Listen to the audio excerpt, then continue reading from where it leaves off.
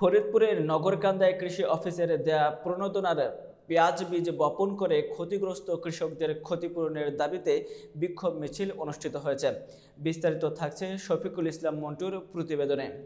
বুধবার সকালে জেলার নগরকান্দায় বিক্ষোভ মিছিল করে ক্ষতিগ্রস্ত কৃষক ও বিএনপি নেতারা।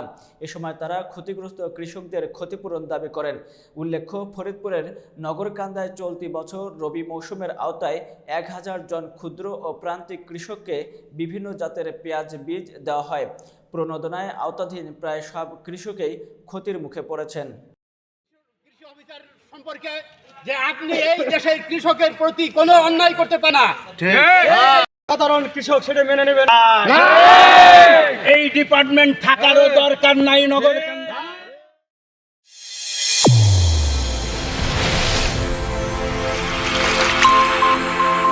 চ্যানেল A1 হৃদয়ের স্পন্দন।